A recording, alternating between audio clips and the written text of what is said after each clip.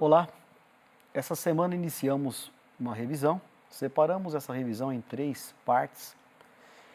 A primeira parte, nós vemos uma sequência que vai transitar entre a introdução à geometria euclidiana plana, axiomas de incidência e ordem, comparação, medição de segmentos, axioma de medição e congruência de ângulos, tipos de ângulos e suas propriedades e os casos de medição de ângulos.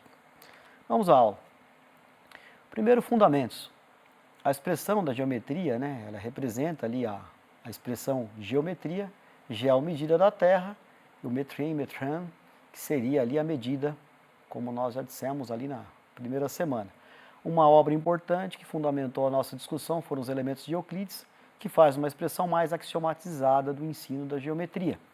E ela foi escrita por volta de 300 a.C., Cristo em Alexandria, e isso é uma coleção de 13 livros, sendo que os 4 primeiros abordam a geometria plana.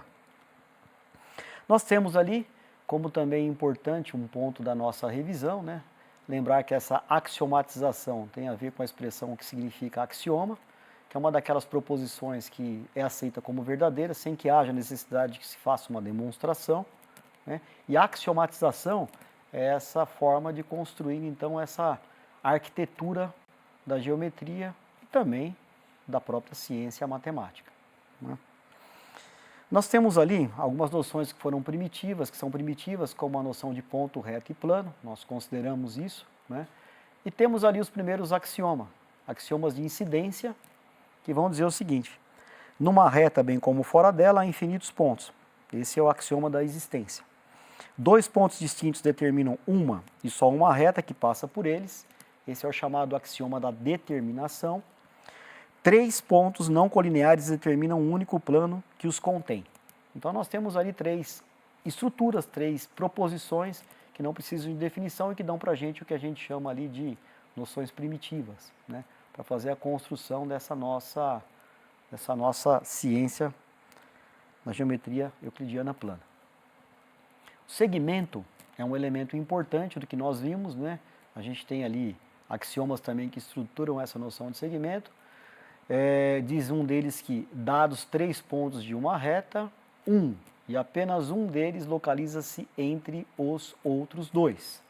Então essa proposição, essa afirmação, ela vai trazer para a gente essa noção de que é possível pegar um segmento, prolongar esse segmento conforme seja necessário, tendo essa ideia sempre de que entre 2 pontos haverá sempre um terceiro ponto, Pode ter um ponto depois que nós vamos ver o excedente ali, como no quarto axioma, e aí esse prolongamento ele se faz indefinidamente. Então diz lá o quarto axioma: dado 2 pontos A e B, sempre existe um ponto C entre A e B e um ponto D, tal que B está entre A e D. Então esse D ele é um ponto que excede, você pode ver aqui na representação que nós trouxemos, observando aqui, em relação aos 3 primeiros exemplos, esse ponto aqui é um ponto que excede, é o ponto D. Então eu tenho entre o ponto A e B o C, entre o ponto C, aliás, acima do ponto A e B está o ponto D. E eu vou sempre ter um ponto que está entre 2 e um que excede, dando essa noção de que se tem como um segmento, essa proporção que eu tenho aqui nessa construção. Medida de um segmento. Bom, nós vimos lá que a medida de segmento é feita por comparação. Então nós temos ali como referência um segmento R e S e um segmento AB, que representativamente, aqui a ilustração, a ideia de que se mostrasse que ele é 4 vezes menor, ele representa 1/4 do segmento maior. Então quando eu faço a divisão de RS por AB, estabeleço esse resultado da divisão que a gente chama de razão, eu tenho 4 unidades como representante. Bom, aqui nós temos também o axioma de medição. Então o que é o axioma da medição? O axioma da medição, ele dá para a gente a ideia de como é que a gente faz essa construção do que é um ângulo, depois como é que a gente vai trabalhar essa medição. Então veja, A figura formada por duas semirretas com a mesma origem é o que a gente chama de ângulo. Então aqui nós temos um ângulo formado entre esses dois segmentos, também externamente a esses dois segmentos. Então nós temos lá, como um primeiro axioma, né, a medição de ângulos, todo ângulo tem uma medida maior ou igual a zero. A medida de um ângulo é zero se e somente se ele for constituído por duas semirretas coincidentes. Então aqui nesse caso aqui, ó, estão as semirretas coincidentes, que o ângulo, né, eu teria aqui zero nessa região, porém se eu pegar esse segmento com esse segmento, essa voltinha que eu estou fazendo aqui dá um ângulo de 180 graus. Tá? Aqui eu teria o que a gente chama de ângulo raso, e aqui eu tenho o que a gente chama de ângulo de 180 graus. É possível colocar em correspondência biunívoca os números reais entre 0 e 180 e as semirretas da mesma origem que dividem um mesmo semiplano, de modo que a diferença entre esses números seja a medida do ângulo formado pelas semirretas correspondentes.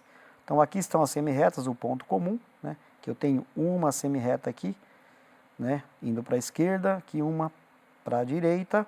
Claro que se eu colocar em correspondência biunívoca, quer dizer, se eu marcar esse ponto aqui, pegar esse desenho, haverá a possibilidade de associar esse arco que eu tracei aqui, esse ângulo, um número real que representa a medida desse ângulo. No caso aqui, esse movimento que eu estou fazendo, percebo que é um ângulo de 180 graus. Importante, anote aí, né? O que são ângulos consecutivos? Então, dois ângulos são consecutivos se um lado de um deles é também um lado do outro. Isso é importante a gente saber. E o que são ângulos adjacentes? Dois ângulos consecutivos são adjacentes se não tem pontos internos em comum. É uma observação que aparece muito nessas informações quando a gente vai para a resolução de exercícios. E o que são ângulos opostos pelos vértices? Então nós temos lá que dois ângulos são opostos pelo vértice se os lados de um são os respectivas semirretas opostas ao lado do outro. Então essa composição, né, que nós vimos aí, os consecutivos, adjacentes e ângulos opostos pelo vértice, são informações, dados, né, que nós vamos ter que usar ali nos nossos enunciados e na solução de exemplos. Nós vimos isso na videoaula, nas videoaulas. Bom, ângulos complementares e suplementares, nós vimos também, né? Dois ângulos são complementares somente se suas medidas formam um ângulo de 90 graus. Então aqui ao lado tem um desenho de ângulos suplementares, alfa e beta nós chamamos de suplementares entre si, somados alfa mais beta, o resultado é 90 graus. Tá? Quando eu transcedo um pouco essa região, venho para cá, então eu vou ter aqui o que são ângulos suplementares. Então aqui alfa e beta nessa segunda ilustração serão chamados como ângulos suplementares, tratados aliás como ângulos suplementares, uma vez que alfa mais beta, eles somam 180 graus. Então olha a ilustração, primeira, ilustração segunda, né, em relação a alfa e beta, complementar, suplementar. Temos também informação do que é um ângulo reto, né? Então um ângulo reto, aquele ângulo de 90 graus, tá? Então tem os ângulos ali, as medidas entre eles, os suplementares são congruentes, quer dizer, tem a mesma medida. Se eu pegasse, voltar aqui um pouquinho nessa representação aqui, ó, tá o ângulo reto, tá? Então, se eu pegar essa medida aqui, que é um ângulo reto, somado com outro ângulo reto, eu teria aqui 90 graus, 90 graus, né? Então aqui é o que representa o ângulo reto. O agudo é o ângulo que mede, tem uma medida menor que o ângulo de 90 graus. E o obtuso, uma medida maior que o ângulo de 90 graus. Aqui nós temos uma ilustração, né, de um ângulo obtuso, aliás, um ângulo agudo aqui nessa região e um ângulo obtuso nessa região, né? E a expressão congruente, que é um adjetivo atribuído àquilo que coincide, ou que é igual, propriedades, atribuições, no caso aqui são as medidas, quando nos referimos a ângulos. Vamos aos exemplos, né, aqui uns exercícios resolvidos, exercícios um pouco diferentes do que nós vimos na videoaula. Questão 1 diz assim: se M e NP são pontos distintos da reta S, de tal forma que o segmento MN é igual ao quádruplo de NP e MP mede 35 centímetros, determine as medidas dos segmentos MN e NP. Bom, então aqui, sugestão, sempre faça uma ilustração, como eu disse, que vai te auxiliar no cálculo, vai dar para você a referência do que é que você está calculando. Nós utilizamos x para representar a medida entre NP. Né? Então aqui, olha, uma medida NP e aqui 4 vezes essa medida, né, que ele fala aqui, olha, que é o quádruplo, 4 vezes essa medida que eu chamei de x. Organizando uma equação, então nós propomos que 4x mais x seja igual a 35, porque a questão diz isso, ó, entre MP a medida é 35, essa medida aqui. Consequentemente, nós temos 5x igual a 35, x igual a 7 centímetros. Então, veja lá, se é 7 centímetros, o x, 4 vezes 7, 28, que é a medida MN. Então, respondemos o seguinte, MN, no segmento MN, mede 28 e o NP mede 7 centímetros. Então, esse é um exercício clássico de medição, comparação de segmentos. Um exercício 2, resolvido também, diz assim: nas questões abaixo, pede-se a medida dos ângulos alfa e beta, sendo que para o ângulo alfa, né, ele mede 1/3 do seu suplemento, que vale 36, ou seja, o ângulo alfa, 1/3 do seu suplemento vale 36. Essa informação é dada. E na questão B, o ângulo beta mede o dobro de seu complemento. Então, para as duas situações, A e B, traduz-se ou usa-se a representação de na linguagem matemática. Né? Isso é o ideal que nós fazemos. Então, vamos para a questão A. Veja lá. Fazendo x igual ao suplemento de alfa, nós temos que alfa será igual a 180 menos o x. Então, a medida de alfa é 180 menos o x. Dado que x sobre 3 é igual a 36, x igual a 108, logo, alfa é igual a 180 menos 108, alfa é igual a 72 graus.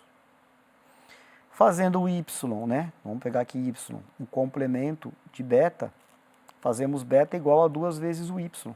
Então, y é igual a beta sobre 2, na primeira expressão, e sabemos que beta é igual a 90 menos y, né? Já que o y é o suplemento de beta, como nós fizemos aqui em cima.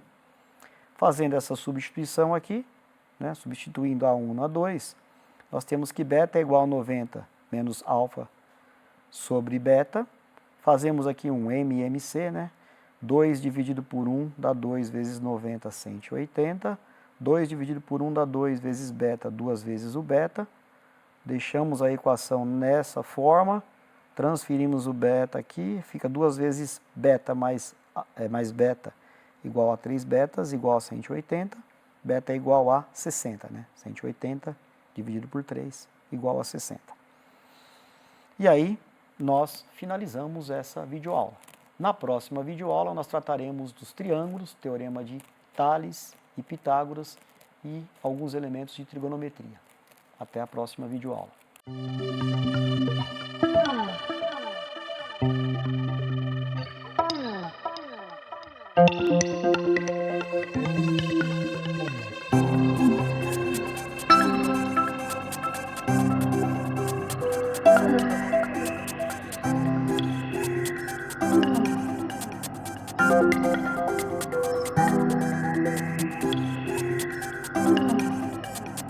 Thank you.